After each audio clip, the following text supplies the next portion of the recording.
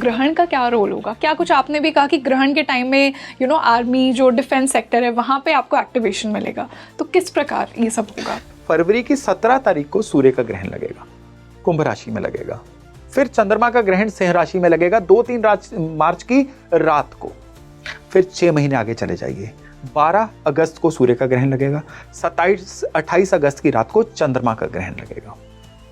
अब यहां पे ध्यान देने लायक बातें, सबसे पहली बात कि जब फरवरी का ग्रहण लगेगा तब कौन से ट्रिगर पॉइंट और आ रहे हैं। उस समय पे बिल्कुल इस ग्रहण के करीबन 1 महीना बाद मंगल और राहु का अंगारक योग भी शुरू हो जाएगा। सर, आपने बंगाल इलेक्शंस की भी बात की, तो यहाँ पे आपको क्या सिनेरियो लग रहा है? जिन दिनों में इलेक्शन का प्रचार हो रहा होगा उन दिनों में मंगल मेष राशि में होंगे। अब मंगल मेष राशि में, मेष राशि नई शुरुआत करने की राशि, अग्रेशन की राशि, मेष राशि यंगर एज ग्रुप की राशि। तो इस समय पे पोलराइजेशन जो है ये अपनी पीक पे रहने वाली है बंगाल इलेक्शंस में। इस इलेक्शन में प्रोपेगेंडास, इस इलेक्शन में नरेटिव्स, पोलराइजेशन, हर चीज जो है आज तक की अपनी पीक फॉर्म पे देखने को मिलेगी। और इसी समय पे कम्युनिकेशन सेक्टर में कोई नया ऐसा रूल आने वाला है या नया ब्रेक थ्रू आने वाला है जो आने वाले लंबे समय तक लोगों को याद रहने वाला है। हमारे जो प्राइम मिनिस्टर हैं श्री नरेंद्र मोदी जी, उनकी भी मार्स की ही दशा चल रही है और हमारी कंट्री की भी मार्स की दशा चल रही है। तो 2026 में उनकी लीडरशिप को लेकर आपके क्या प्रेडिक्शंस मैं कहूँ या क्या ऑब्जर्वेशंस हैं? इस साल में जो चॉइस के गुरु है ना, चॉइस के जो कारक हैं वो है बुध। ये बुध जब जब वक्री होंगे ये लीडर्स की चॉइसेस को प्रभावित करेंगे। जून महीने में कुछ चीजें इनसे ऐसे इग्नोर हो जाएंगी जो अगेन इनकी इमेज को खराब करेंगी। जैसे कि किसी कॉर्पोरेट घराने की या कोई डिसीजन मेकिंग या पॉलिसी मेकिंग में किसी की फेवर करने का कोई इल्जाम इन पे लग सकता है।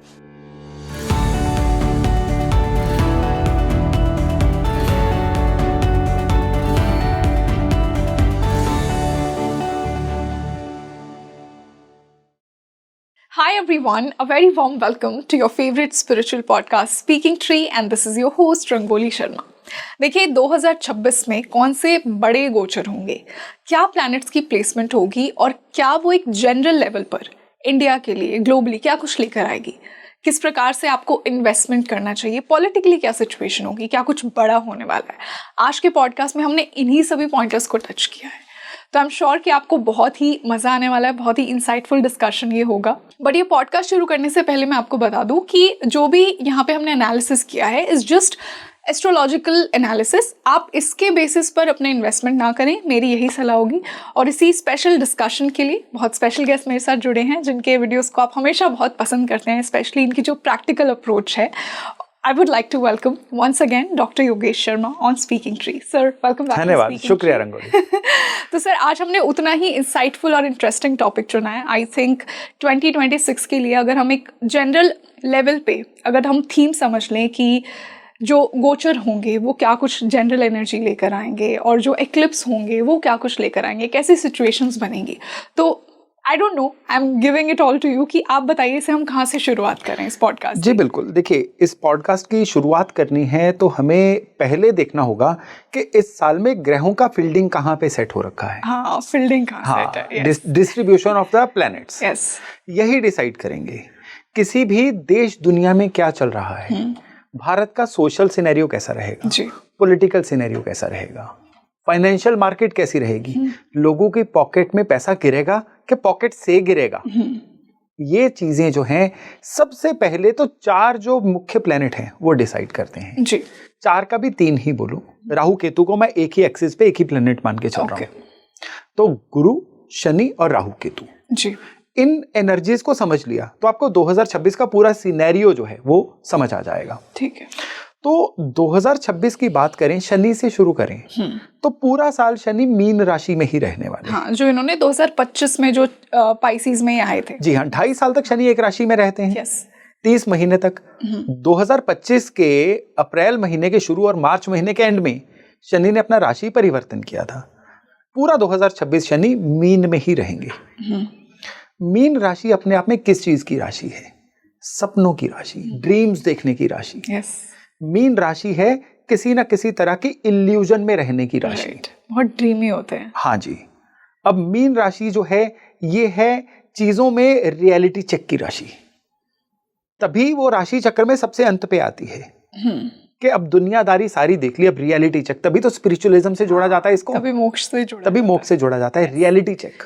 अगर देश दुनिया की बात करें तो शनि यहाँ पे क्या करेंगे, शनि आपके लिए प्रैक्टिकलिटी के कारक है। प्रैक्टिकलिटी का कारक ड्रीम्स की राशि में आ गया तो कंफ्यूज रहेगा। बिल्कुल। तो लोग पूरे साल में हमारे लिए क्या अच्छा है क्या बुरा है उसको डिसाइड नहीं कर पाएंगे। मीन राशि भावनाओं की राशि है। यस। तो ओवरऑल जो वर्क सिनेरियो है ना पूरे 12 महीने का, ठीक है बाकी प्लैनेट्स की वजह से बदलेगा, लेकिन ज्यादातर लोग जो हैं ये इसमें डिसाइड नहीं कर पाएंगे कि क्या सही है क्या गलत है। कोई नैरेटिव का चलना, भावनाओं में बह जाना, भेड़ चाल में चले जाना, उसकी साड़ी मेरी साड़ी से सफेद कैसे इस भावना में आ जाना, यानी पेयर प्रेशर। ये शनि मीन राशि में पूरा साल देने वाले हैं और इसका बहुत ज्यादा लोगों को फल जो है ये किन फील्ड के लोगों को देखने को मिलेगा, उस फील्ड के लोगों को देखने को मिलेगा जो शनि के कामों से या मीन राशि से जुड़े हुए हैं। यानी फॉरेन एक्सचेंज, इंपोर्ट एक्सपोर्ट या ऑफशोर ओवरसीज के कामों में जाने वाले लोग, इनको कंस्ट्रक्शन बिजनेस, कॉलोनाइजर्स, या लगातार किसी ना किसी काम में अगर लेबर ओरिएंटेड काम है, इन लोगों को इस साल में काफी रोलर कोस्टर राइड्स देखने को मिल सकती हैं। शनि का मूवमेंट जो है इस साल में कब स्पेशल होगा, हर साल में शनि 140 से लेकर 144 डेज के लिए वक्री होते हैं।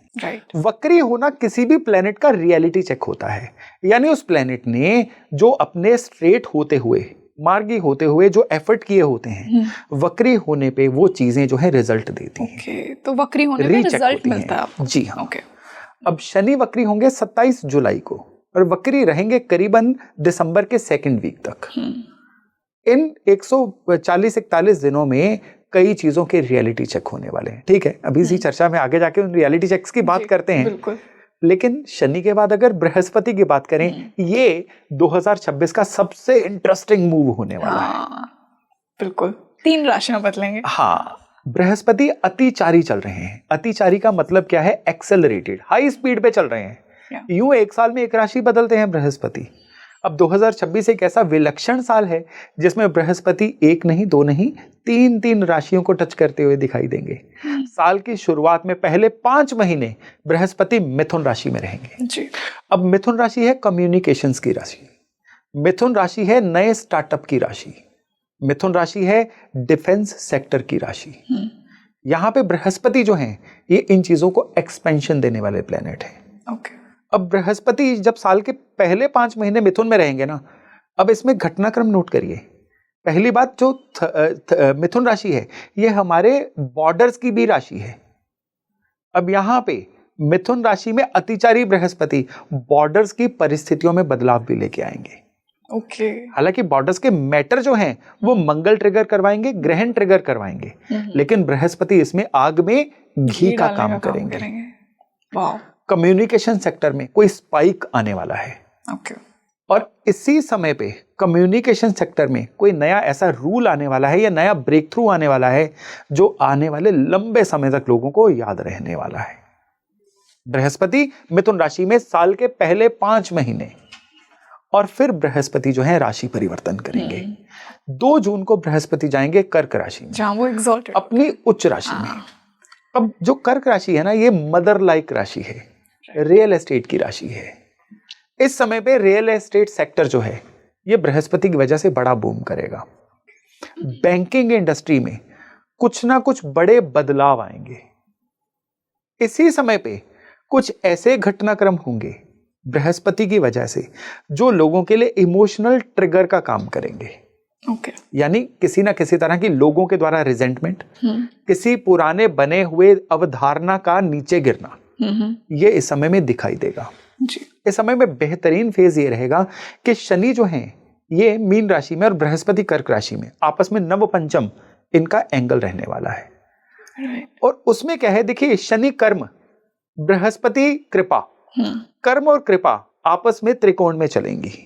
वंडरफुल समय ये देश की इकोनॉमी के लिए, मैन्युफैक्चरिंग इंडस्ट्री के लिए और स्पेशली जो ग्रीन एनर्जी है उसके लिए ये जबरदस्त रहने वाला है। इस समय में डिफेंस के शेयर्स, ग्रीन इंडस्ट्री के शेयर्स, रिन्यूएबल एनर्जी के शेयर्स, मेटल्स इस समय में काफी एस्केलेट होंगे।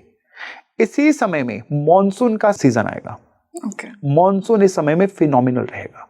जब जब बृहस्पति उच्च के हुए हैं मॉनसून हमेशा साथ देता है और उसकी वजह से भी इंडिया की जो लोकल इंडस्ट्री है, एग्रीकल्चर सेक्टर है, इस साल में बहुत बूम करेगा। वाह सर, यहाँ से एक चीज मैं पूछना चाहूंगी, जैसे जब जुपिटर जैसा प्लैनेट अतिचरी हो, जुपिटर को इतना ब्लेसिंग्स वाला प्लैनेट कहा जाता है, तो इसकी एक पॉजिटिव साइड भी तो होनी चाहिए ना कि वो बहुत फास्ट आपको क्विक अच्छे रिजल्ट्स देकर जा रहा है। जी डेफिनेटली।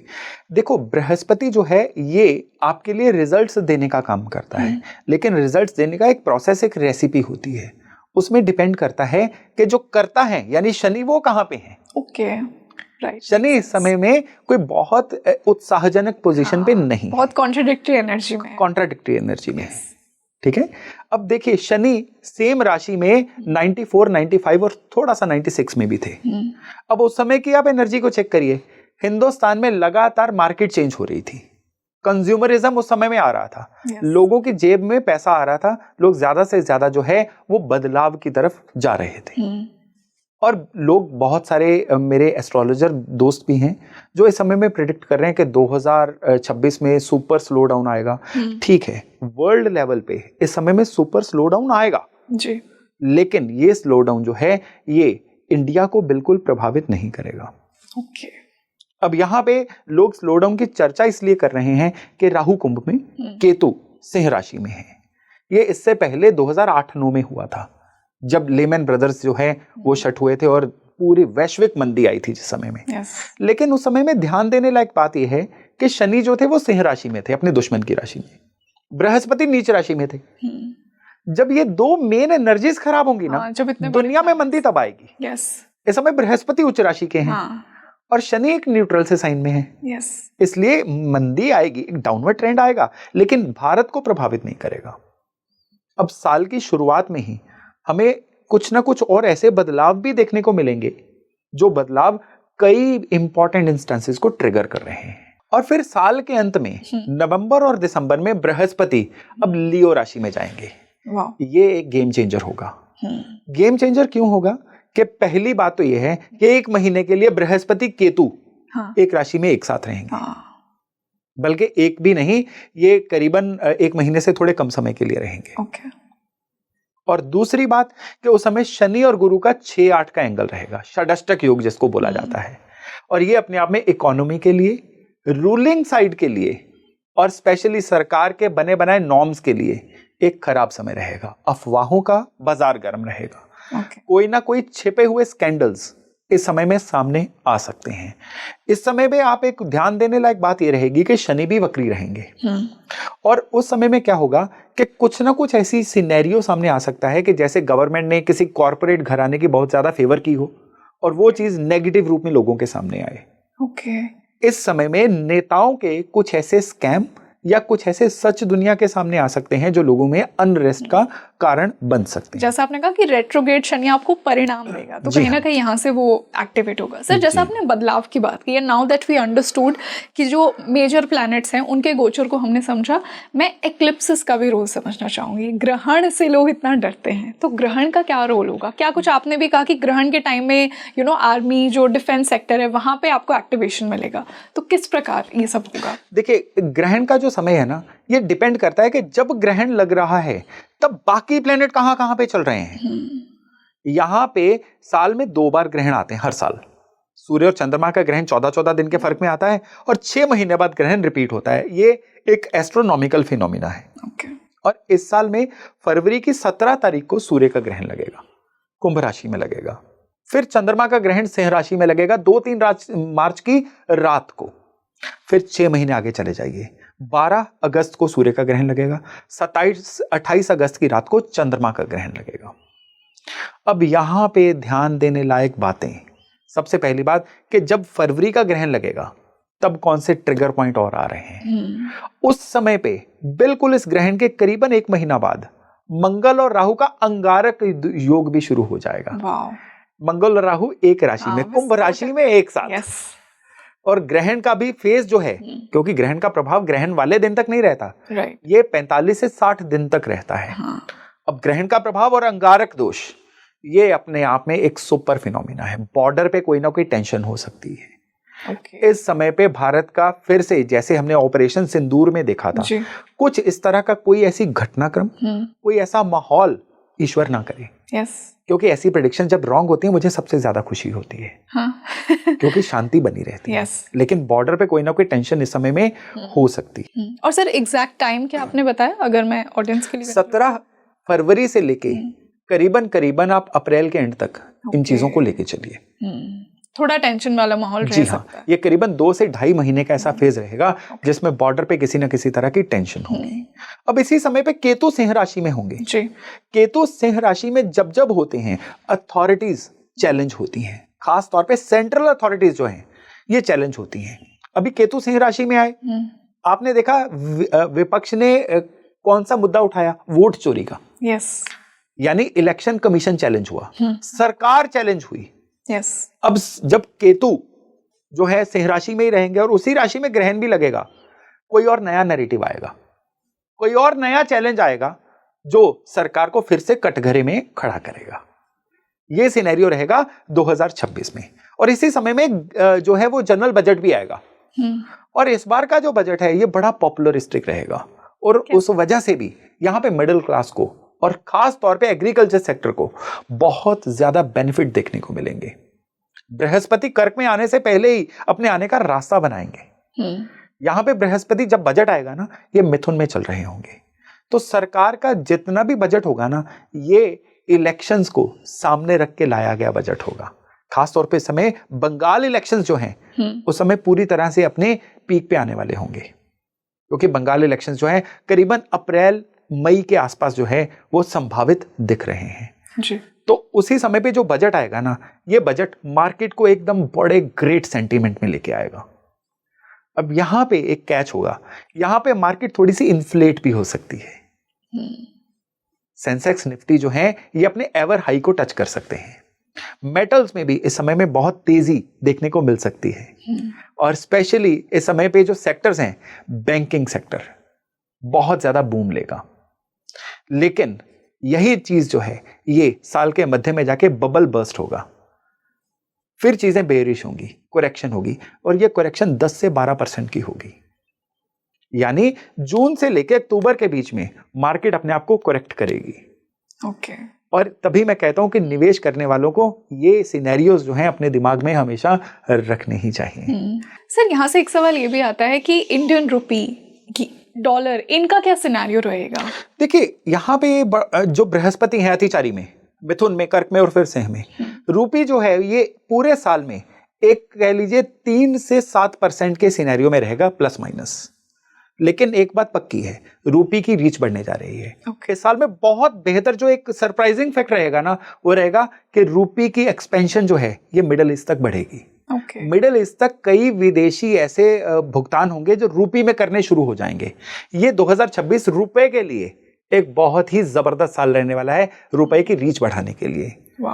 डॉलर जो है इस साल में एक मूवमेंट ऐसी आती दिखाई देगी कि यूरो और डॉलर ये बराबर रेट पे आते हुए दिखाई देंगे। इसमें डॉलर का बढ़ना नहीं है, यूरो का जो है वो डेप्रिशिएट होना है।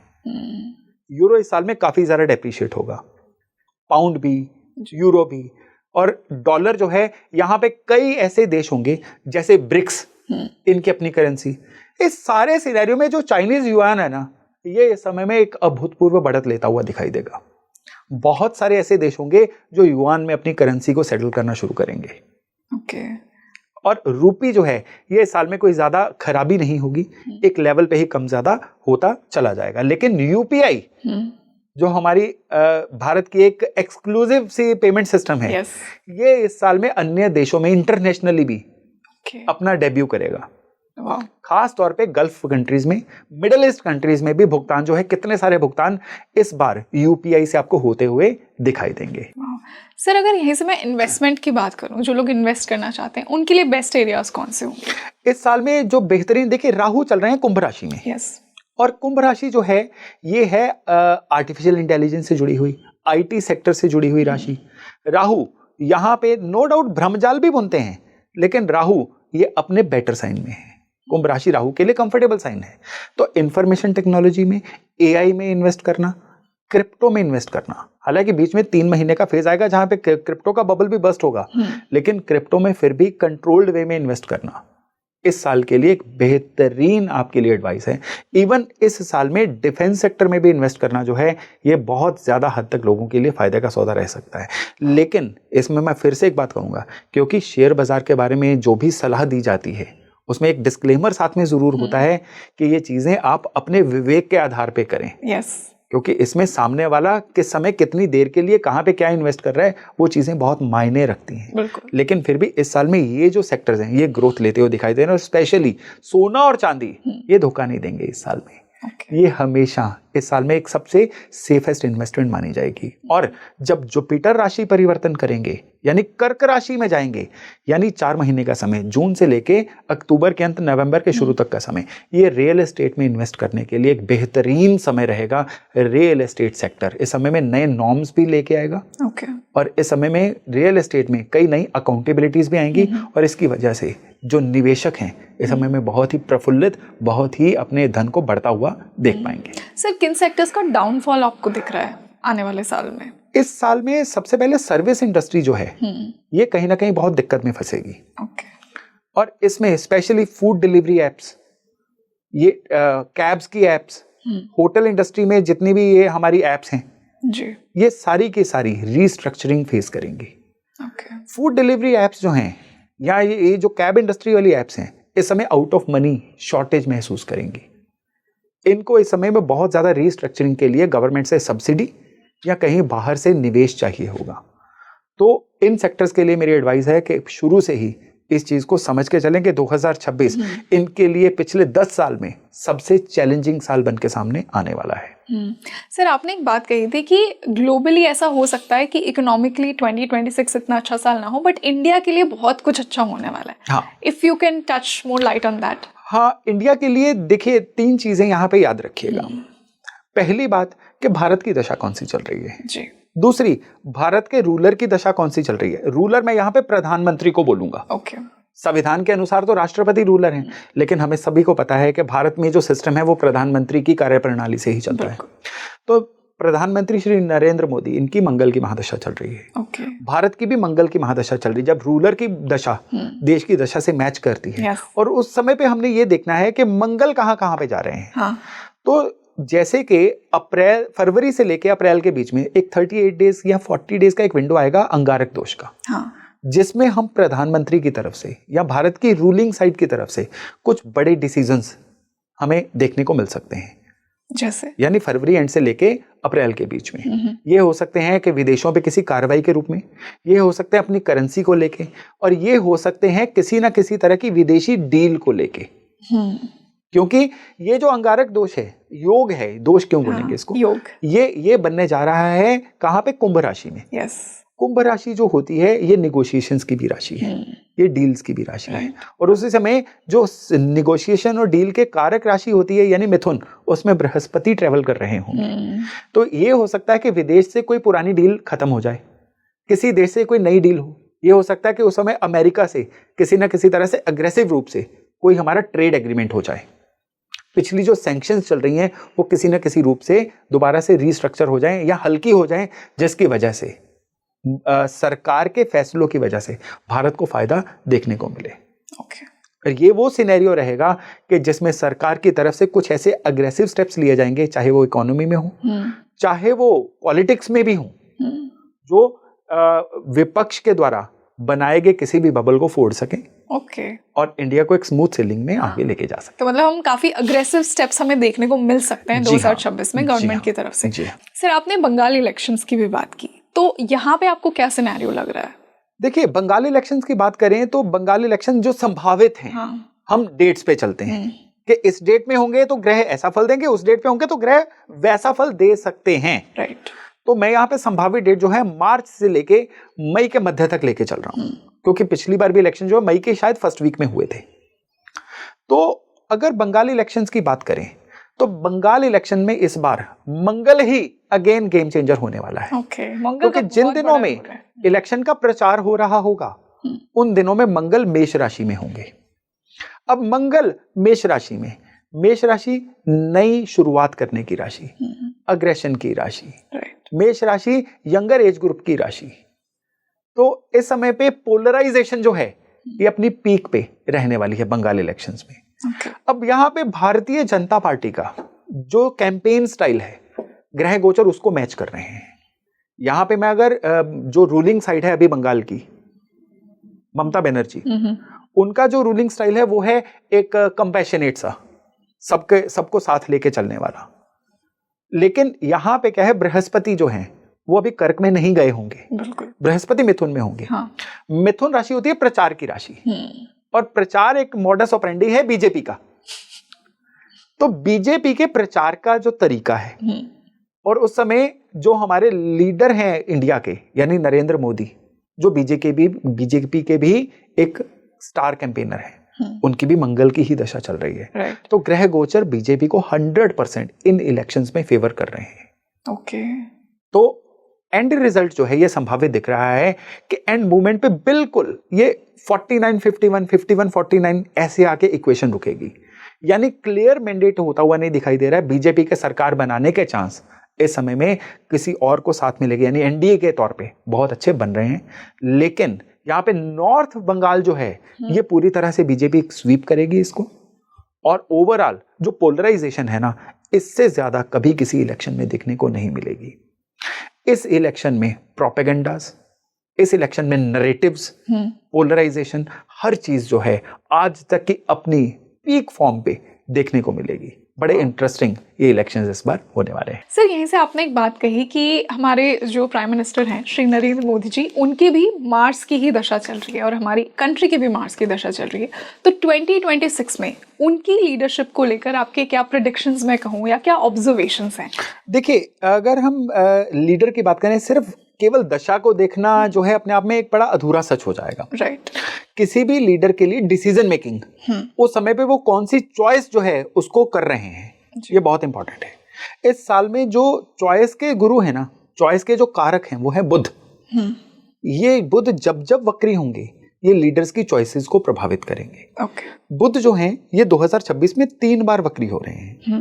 पहली बार वक्री होंगे फरवरी महीने में, दूसरी बार वक्री होंगे जून महीने में, और तीसरी बार वक्री होंगे अक्टूबर महीने में। आप ना 2026 जब अंत होगा ना तो पीछे मुड़ के पैटर्न देखिएगा कि फरवरी मार्च में हेड ऑफ द नेशन यानी नरेंद्र मोदी जी, हाँ, इनके एक ऐसी डिसीजन मेकिंग रही जिसने भारतीय राजनीति पे बड़ा गहरा प्रभाव डाला। ओके, फिर जून महीने में कुछ चीजें इनसे ऐसी इग्नोर हो जाएंगी जो अगेन इनकी इमेज को खराब करेंगी। जैसे कि किसी कॉरपोरेट घराने की या कोई डिसीजन मेकिंग या पॉलिसी मेकिंग में किसी की फेवर करने का कोई इल्जाम इन पे लग सकता है, ओके, जो असल में हो ना हो, लेकिन इनके द्वारा उन चीजों के कौन सी चॉइस की इग्नोर करने की चॉइस, जो इनको आने वाले समय में काफी इनको डिफेंड करना पड़ेगा खुद को। फिर आएगा अक्टूबर का महीना और इसमें बुध और वृश्चिक राशि दोनों एक्टिवेट रहेंगे। इसमें क्या होगा कि इसमें कुछ ना कुछ ऐसे छिपे हुए तथ्य सामने आएंगे। वृश्चिक राशि किन चीजों की है? सीक्रेट्स। और बुध क्या है? ढिंडोरा पीटना। राइट, ठीक है, और वो कौन से बुध? जो वक्री हैं। हाँ, तो ऐसे ढिंडोरे पीटे जाएंगे जो इनको नरेंद्र मोदी जी को कंफर्टेबल नहीं लगेंगे। ओके, लेकिन जैसे इनके स्टार चल रहे हैं और जैसा इनका काम के प्रति एथिक्स है, वो इन दिक्कतों से निकल जाएंगे। लेकिन मोटे तौर पे अगर हम इनको लेके चले तो साल का जो पहला हाफ है वो इनके लिए बोल्ड डिसीजंस वाला, साल का पहला हाफ जो एग्रेशन वाला रहेगा, और साल का दूसरा हाफ जो है वो कहीं ना कहीं हाफते हुए या डिफेंड करते हुए दिखेंगे। ओके सर, इसी से अगर मैं बात करूं कि बाकी कंट्रीज से इंडिया का कैसा कनेक्शन रहेगा, कहाँ से हमें बहुत सपोर्ट देखने को मिल सकता है? बहुत से लोग कहते हैं कि कुछ वॉर टाइप प्रेडिक्शंस भी करते हैं कि कुछ हो सकता है। जैसा मैंने बताया कि वॉर के तो नहीं, लेकिन जो पड़ोसी देशों से, स्पेशली पाकिस्तान से और बांग्लादेश से जो है वो लड़ाई के चांसेस जो हैं, लड़ाई के नहीं बल्कि किसी ना किसी तरह के आर्गुमेंट के या हॉट टसल के जो चांसेस हैं ये रहेंगे साल के पहले हाफ में, स्पेशली फरवरी से लेकर अप्रैल के महीने के बीच में जी। और फिर से ये चीजें एस्केलेट होंगी जब नवंबर महीने में मंगल राहु फिर से अब आमने सामने आएंगे। यानी पहले 38 दिन के लिए फरवरी से अप्रैल तक मंगल राहु एक साथ थे। अब यहाँ पे क्या है, राहु तो कुंभ में ही है, लेकिन यहाँ पे मंगल जो है वो सिंह में केतु के साथ चले जाएंगे और that is as good as a अंगारक दोष, जब मंगल राहु एक दूसरे को 7वीं दृष्टि से देख रहे हैं। तो ये महीना रहेगा डोमेस्टिकली किसी ना किसी तरह की दिक्कतों का, लोगों के द्वारा कोई ना कोई प्रोटेस्ट करने का, सरकार की तरफ से किसी ना किसी चीज पे पर्दा डालने का या सरकार के थोड़े से डिफेंसिव मोड में आने का। तो ये ओवरऑल ये चीजें रहेंगी। यानी जो हमारे विदेशी फ्रंट है साल का पहला हाफ वो सेंसिटिव है, जो डोमेस्टिक फ्रंट है साल का दूसरा हाफ उसमें सेंसिटिव है। और इसके बीच में भी स्पेशली शुक्र का वक्री होना, शुक्र 18 महीने बाद करीबन 40-41 दिन के लिए वक्री होते हैं और शुक्र के लिए भी ये जो विंडो है ना यही मार्च अप्रैल में ही आ रही है। तो इसलिए फरवरी से अप्रैल तो वैसे भी बड़े हैपनिंग हो रहे हैं जैसा आपने बताया। अब आप देखिए एक सिनेरियो के बुध भी वक्री हो रखे हैं, ग्रहण का फेज अभी चल रहा है और शुक्र भी वक्री हो गए। तो शुक्र जो हैं ये चीजों की पैकेजिंग के कारक हैं, शुक्र जो हैं ये दिखावे के भी कारक हैं, लेकिन शुक्र एथिक्स के भी कारक है, मॉरल वैल्यूज के भी कारक है। तो इस समय पे शुक्र का वक्री होना जो है यहाँ पे कई लोगों की गिरी हुई मॉरल वैल्यूज सामने आएंगी, स्पेशली शो इंडस्ट्री से, फिल्म इंडस्ट्री से कुछ ना कुछ ऐसे दिक्कतें सामने आ सकती हैं। जैसे अभी आपने कुछ साल पहले मी टू की एक लहर देखी थी, बिल्कुल एक मी टू मूवमेंट आया था, इसमें भी लोगों की कुछ खराब जो मॉरल वैल्यूज थी वो सामने आई थी। अब फिर से जब ये वक्री होगा तो ना देखिए हमारी कई बार डिस्कशन ना सोशल पॉलिटिकल तक सीमित होकर रह जाती है। इसी समय में स्पोर्ट इंडस्ट्री, इसी समय में ग्लैमर इंडस्ट्री, इनके कुछ कड़वे सच भी सामने आ सकते हैं।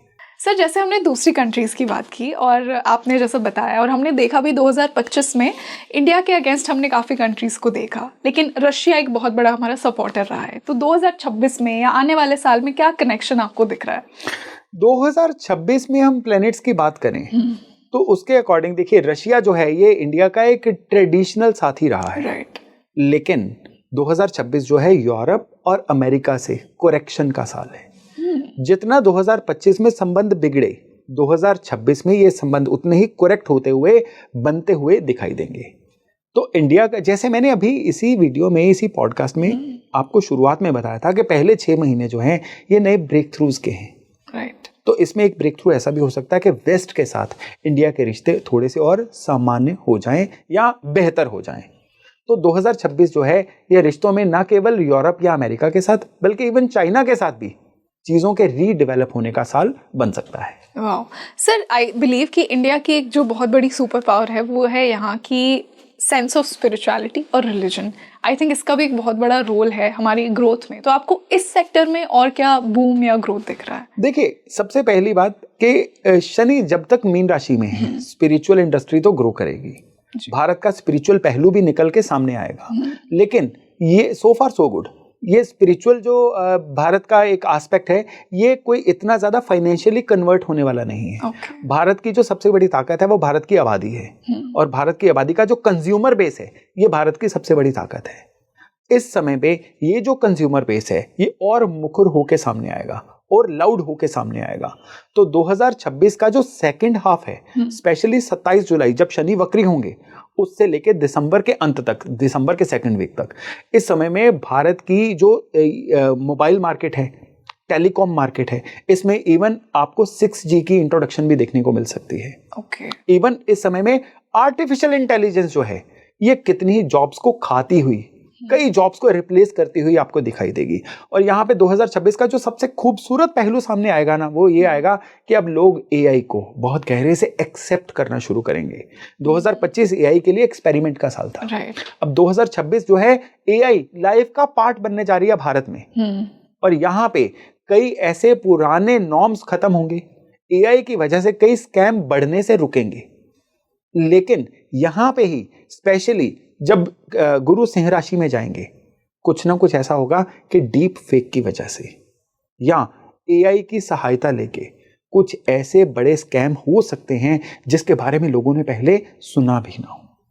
तो ये भी सिनेरियो जो है 2026 में देखने को मिल सकता है। सर, जैसा हमने कहा कि मेजर प्लैनेट्स का बहुत बड़ा रोल होता है कोई भी सिचुएशन को बताने में, तो अगर मैं राहु केतु की बात करूं, उनकी क्या प्लेसमेंट्स होगी? आई एम श्योर कि Rahu Ketu by the end of the year वो ट्रांजिट कर रहे हैं। जी हाँ, तो क्या राहु और केतु की अगर हम ट्रू ट्रांजिट की बात करें, 25 नवंबर को ये ट्रांजिट होनी है जी। राहु जो है वो कुंभ राशि को छोड़ के मकर राशि में चले जाएंगे, केतु जो है सिंह राशि से बैक करके कर्क राशि में चले जाएंगे। ये हमारे विद्वान दर्शकों को पता होगा कि राहु केतु उल्टे चलते हैं। हाँ। तो ये अगली राशि में नहीं, पिछली राशि में जाएंगे। और यहाँ पे ये जाता हुआ साल भारत के लिए कहीं ना कहीं गेम चेंजर साबित होगा। ये कैसे गेम चेंजर साबित होगा? ये अब 2027 की नई परिभाषा लिखने वाला है। क्योंकि 2027 में ना केवल शनि का राशि परिवर्तन होना है, बल्कि 2027 में गुरु भी अपनी एक्सेलरेटेड स्पीड को जारी रखेंगे। यहाँ पे राहु और केतु जो है ये भारत के लिए एक नई परिभाषा लिखने वाले हैं। शुरुआत दिसंबर 2026 से हो जाएगी। दिसंबर 2026 जो है ये काम कारोबार में मेजर इंडस्ट्रियल शिफ्ट देखेगा।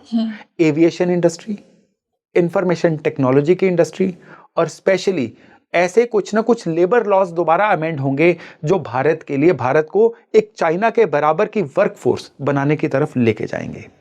अभी हम आज बात करते हैं ना कि चाइना के इक्वल होना है, चाइना के इक्वल होना है। आज की स्पीड से चलेंगे तो अगले 50 साल भी चाइना के इक्वल नहीं हो पाएंगे, क्योंकि भारत के इंडस्ट्रियल नॉर्म्स जो हैं, भारत के जो ये लाइसेंस इंडस्ट्री है, मंजूरी देने का सिस्टम है या लेबर लॉज हैं, ये बहुत ही कॉम्प्लिकेटेड है। लेकिन अब ये जो राहु केतु का परिवर्तन है ना, इन सारी चीजों को एड्रेस करेगा। मैंने इसी वीडियो में एक चर्चा की थी ना कि कुछ ना कुछ मेजर शिफ्ट हैं। हाँ। ये मेजर शिफ्ट राहु केतु के अंदर छिपे हुए हैं। इस समय में देखिए, कोई प्लेनेट जब चेंज होता है, ये नहीं कि सरकार तब जगती है या लोगों का बिहेवियर पहले से चेंज होने शुरू होते हैं। मैनिफेस्ट तब होते हैं जब प्लेनेट चेंज हो रहा होता है, आउटकम तब आता है। तो साल का जो मिडल हाफ है ना, यानी मॉनसून सेशन हो सकता है संसद का, उसमें कोई ऐसे बिल आ जाएं जिसकी वजह से लेबर लॉज रिवाइज हो जाएं, इंडस्ट्रियल लॉज में कुछ ना कुछ रेवोल्यूशन आ जाए। ये वर्ड अंडरलाइन करिएगा, रेवोल्यूशन जरूरी नहीं है सड़कों पे ही आती हैं। हाँ। क्रांतियां कई रूल्स में भी आती हैं। बिल्कुल। तो ये क्रांति इस साल के अंत में संभव है कि मे बी ऐसा हो कि कोई रूल आ जाए जो इफेक्टिव हो 1 दिसंबर से। तो कई बार हम ऐसा देखते हैं ना, जैसे इसी बार इंडिगो का हुआ है जी, कि एक लेबर लॉ था जो इफेक्टिव होना था 1 दिसंबर से, और जब हुआ तभी इन चीजों का पटाखा डल गया। बिल्कुल। और ये क्यों हुआ? 2025 की शुरुआत में भी मैंने ये क्लियरली बोला था कि एविएशन इंडस्ट्री जो है ये भारत के लिए 2025 में बड़ी मुश्किल होने वाली है। पहले एयर इंडिया का कोई कांड हुआ, उसके बाद आप देखिए कि वो जो जीपीएस का स्पूफिंग हुई, जिसकी वजह से कितनी ही फ्लाइट्स कैंसिल हो गई, पायलट्स को कोऑर्डिनेट से गलत दिख रहे थे। एग्जैक्टली। उसके बाद कोई माइक्रोसॉफ्ट का ग्लिच आ गया जिसकी वजह से सारा दिन सारी फ्लाइट्स कैंसिल हो गई। उसके बाद ये इंडिगो का डिजास्टर हो गया, एविएशन का। लेकिन अब 2026 जो है, ये जो राहु केतु चेंज होंगे, ये न केवल एविएशन के लिए, इंफॉर्मेशन टेक्नोलॉजी के लिए, बल्कि ओवरऑल भारत की इंडस्ट्रियल ग्रोथ के लिए बड़ा ही मिरेकलस समय रहने वाला है। सर, अगर मैं ओवरऑल कंक्लूड करूं तो इंडिया के लिए बहुत ही ग्रोथ वाला साल रहेगा 2026, अगर हम इस डिस्कशन से कंक्लूड करें। जी, 2026 जो है ये इंडिया के लिए ग्रोथ वाला साल रहेगा, चुनौतियों का भी साल रहेगा, क्योंकि 2026 में सिनेरियो बड़ी तेजी से बदल रहे हैं। 2026 में भारत के रिलेशन दोबारा से लिखे जाएंगे। 2026 में भारत के धैर्य की परीक्षा एक बार फिर से होने वाली है। 2026 में नैरेटिव्स कुछ ऐसे आने वाले हैं मार्केट में जिससे निकलने में ही भारत के आधी एनर्जी जो है वो काउंटर होती हुई दिखाई देगी। तो 2026 जो है हर ऑड को पार करके इंडिया के लिए लेवल नेक्स्ट पे जाने का साल भी बनता हुआ दिखाई दे रहा है। वाह सर, अगर मैं आज के इस पॉडकास्ट से ये कहूँ कि बिगेस्ट प्रेडिक्शंस फॉर 2026 क्या होंगे वो इंडिया के लिए? बिगेस्ट प्रेडिक्शन ये होगी कि भारत में सबसे पहले तो जो इलेक्टोरल पॉलिटिक्स है उसमें कुछ ना कुछ नया एडिशन देखने को मिल सकता है, जिसकी वजह से बार बार इलेक्शन कमीशन जो चैलेंज होता है वो चैलेंज जो है वो काउंटर होते हुए दिखाई देंगे। और फिर फरवरी से लेके मई जून तक का महीना जो है ये भारत के लिए financially, norms wise, policies wise कुछ ना कुछ नयापन लाने वाला और लोगों को बहुत राहत देने वाला समय लग रहा है।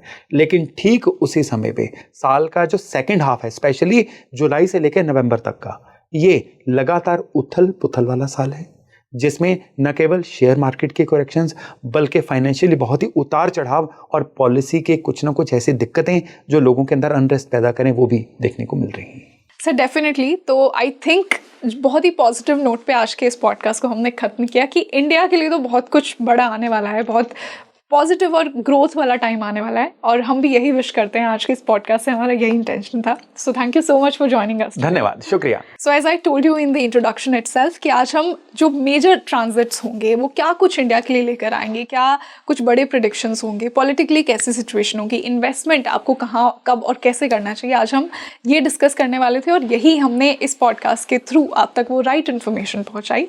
तो आप मुझे कॉमेंट सेक्शन में बताइए आपको आज का ये पॉडकास्ट कैसा लगा, इसे ज़्यादा से ज़्यादा शेयर कीजिए।